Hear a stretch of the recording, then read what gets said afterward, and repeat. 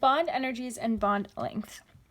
So the bond energy, we already slightly talked about this, was when we were talking about lattice energies and we had to break up the diatomics into being a singular atom using bond association energy. Bond energy is the amount of energy needed for a chemical bond to break per 1 mole of that compound. Now, it's always in kilojoules per mole, and it can depend on what type of bond you have. So, for example, when we do chlorine bonded to chlorine, right, that's a single bond. That'll take some amount of energy to break this bond. What if you have a double bond? Now, do you think that a double bond would need more energy than a single bond? Yes, a double bond has more. I'll even give you an example. The energy for chlorine in chlorine is around 248 kilojoules per mole. The energy for oxygen is around, and I might, on the top of my head, it's around 498 kilojoules per mole. Notice that these are almost double the amount. Then the energy for a triple bond is going to be even higher. So bond energy is the amount of energy needed to break 1 mole of that bond. Here's an example of all of the bond energies there are. You can see that the hydrogen-hydrogen bond, 436, hydrogen-carbon, 414, hydrogen-nitrogen, 398, etc.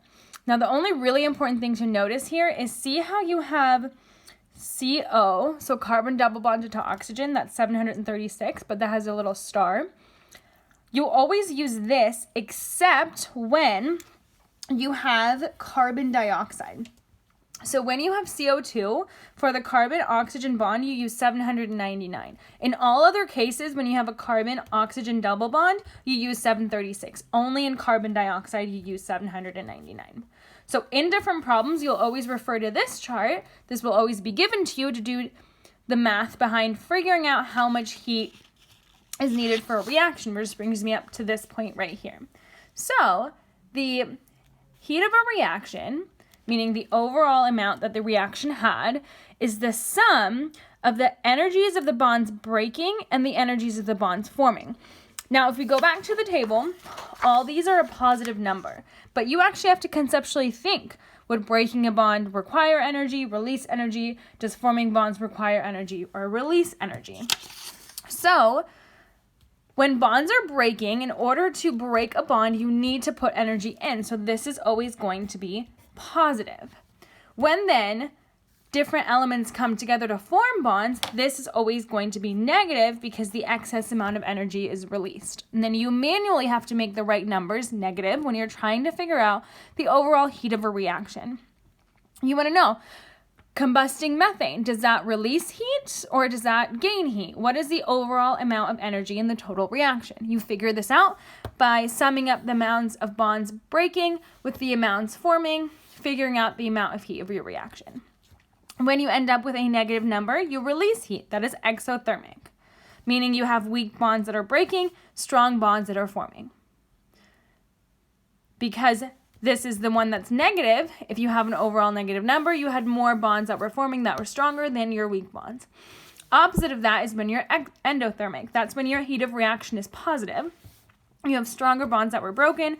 They needed more energy, so the number was larger positively, and weak bonds that formed together.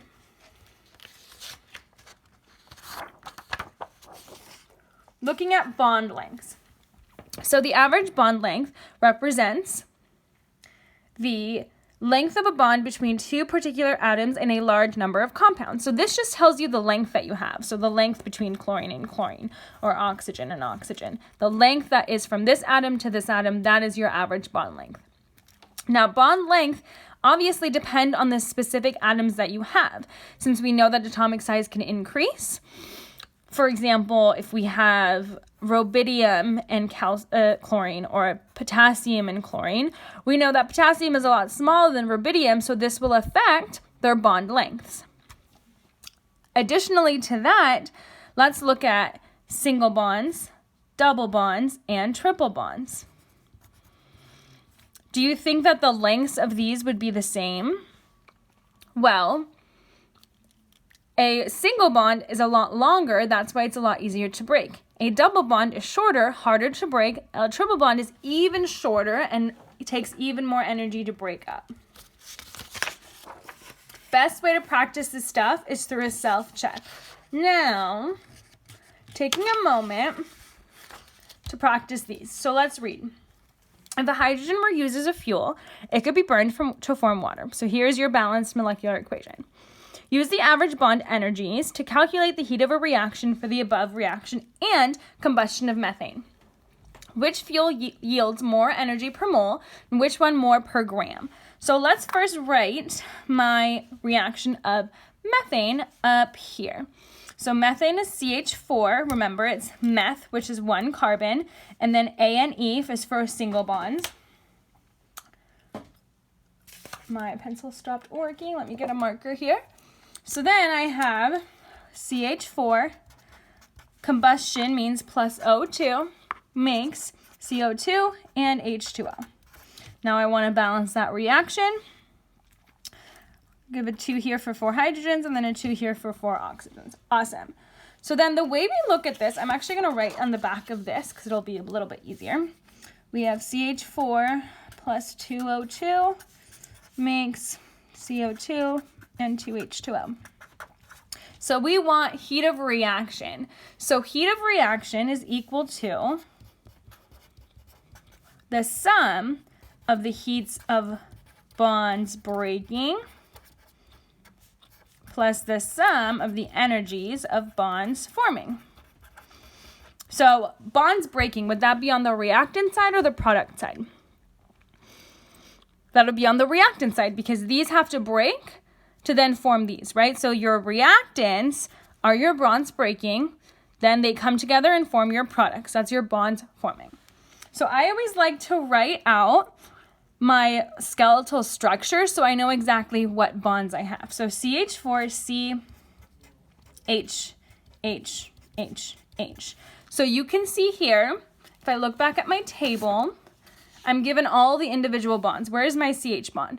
Right here. So 414.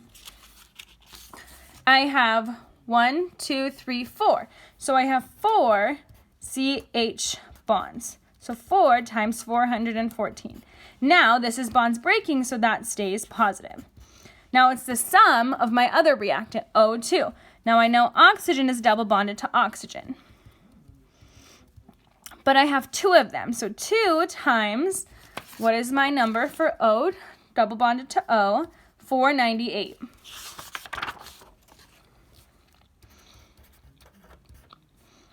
Now I worry about my products. Now my products will be negative. CO2, C double bonded to O. Now that means that I have 2 CO bonds in CO2. So I use this number, the 799, because I'm in CO2.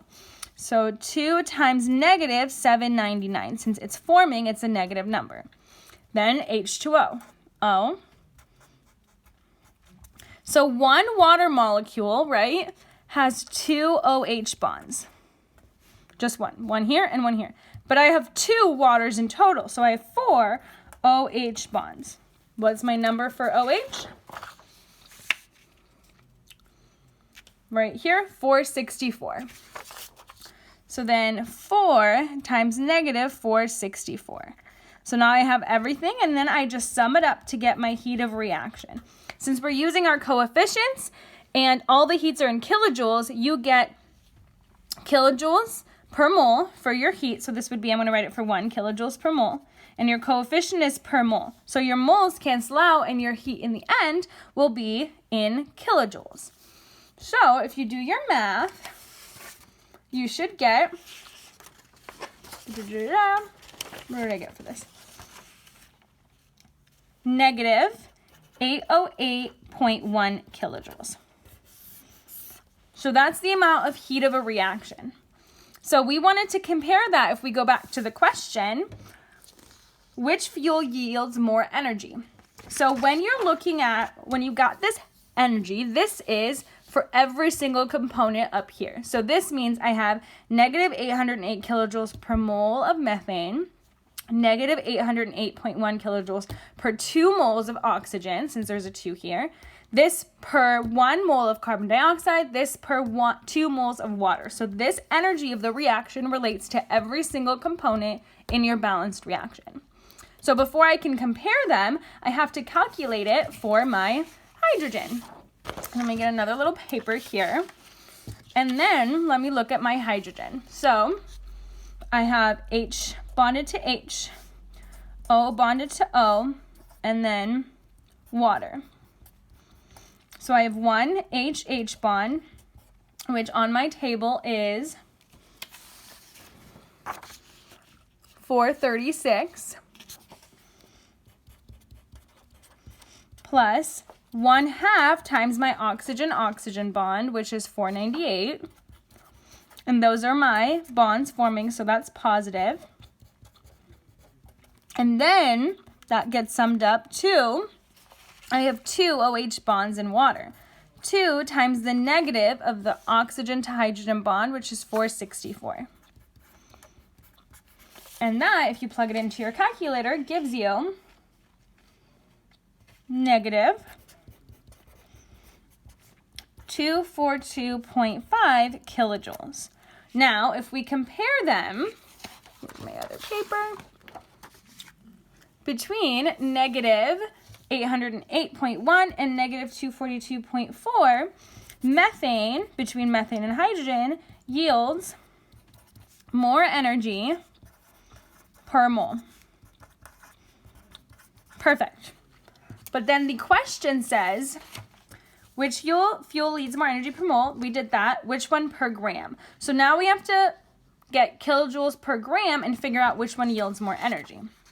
So this negative 242.5 kilojoules is per mole of H2, per mole of O2, and per mole of water. Your overall heat of reaction is the amount of heat of every single component in your equation. So since I care about H2, this is negative 242.5 kilojoules per mole H2. Since I want grams on the bottom, I can use my molar mass of H2 to get grams. This cancels out my moles, and I get negative 121.25 kilojoules per gram H2. Now I do the same thing for my methane.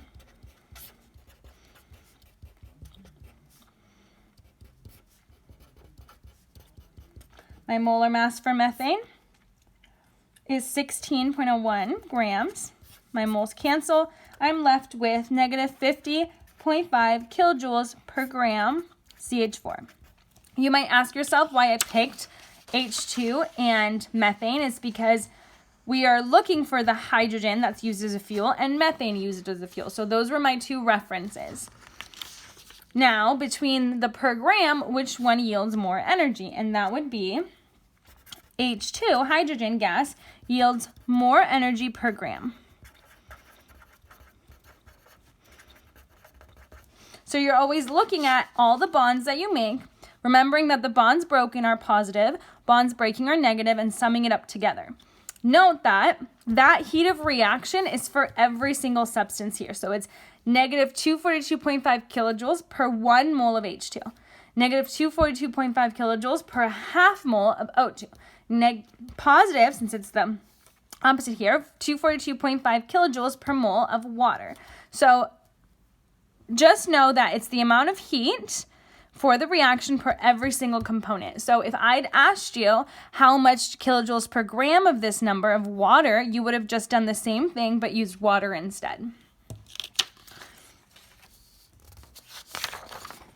Looking at another problem. So which compound has a stronger nitrogen-nitrogen bond? Which one has the shortest one? So first of all, shortest and strongest, are they related? So we talked about a single bond, a double bond, and a triple bond. Triple has the shortest length. It is also the hardest to break, so it's also the strongest. So we're looking for one that has both of those in it. So I have nitrogen here, hydrogen and hydrogen. That's going to bond to my other nitrogen, to a hydrogen, both with a lone pair. Perfect. Then I have this, hydrogen to nitrogen, Well, I know that this nitrogen needs to bond 4 more times.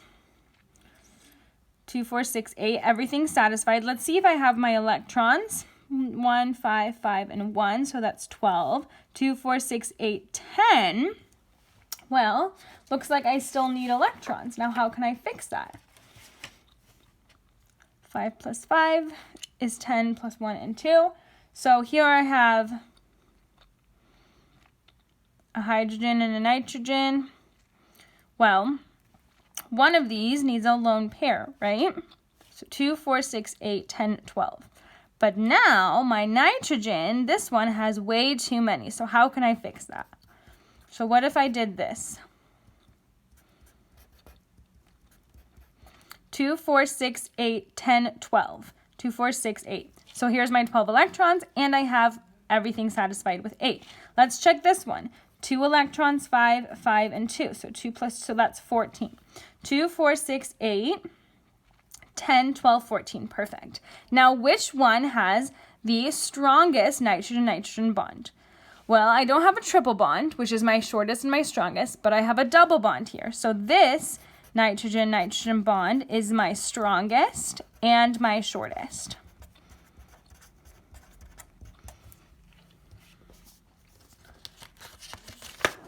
Moving on to one more problem and then our last little section, almost done. So a compound composed of only carbon and chlorine is 85.5% chlorine by mass. Propose a Lewis structure for the compound. So I know that if I have 85.5, I can assume 100 grams. So 100 minus 85.5 is equal to 14.5% carbon. Now, if I want to draw a Lewis structure, I need to know my molecular formula. So this is a little bit of a review problem. To find molecular formula, I need to know how many moles of chlorine and how many moles of carbon I have. So 85.5 grams chlorine times the inverse of the molar mass gives me 2.41 moles of chlorine. 14.5 grams carbon times the inverse of its molar mass gives me 1.20 moles of carbon. So remember, you're given the percentage, so you're trying to find moles because you want the formula so that you can then draw your Lewis structure. Because right now, I don't know how to draw my Lewis structure just knowing I have 85.5% of chlorine. So we divide by the smallest, 1.2, 1.2. We get 2 moles of chlorine and 1 mole of carbon. So I have CCl2. Perfect. Now I can draw my Lewis structure. Carbon wants to make 4 bonds. Chlorine wants to make 1. Now here's the weird thing. What about these 2 unpaired electrons for carbon? Here is the only time where I can make an exception, and I would have to draw it pairing those 2 electrons, because we need to satisfy and make it stable. 1, 2, 3, 4. Now this carbon is not satisfied with the octet, but we drew the Lewis structure based off of the formula we got. If we were given a mass of the molecular formula, we could find the molecular formula and then draw the Lewis structure. This is the empirical formula, right? So it's the abbreviated version, which makes sense to why this Lewis structure is a little bit funky looking. Last part of this chapter, really short, is bonding in metal. So we already discussed this at the beginning. When metal atoms bond together to form solids, each metal donates 1 or more electrons to an electron sea. The metal cations are held together by their attraction to the sea of electrons. Since they're giving up the electrons, that's negative, those metals are constantly attracted to that negative, creating like the sea of electrons. The electron sea model accounts for the electrical conductivity, thermal conductivity, the malleability, and ductile of metal. So it's why the metals are the way that they are, because the metal's constantly giving up its electrons. They're hanging around the metals to create this sea of electrons. And that's it for chapter 9.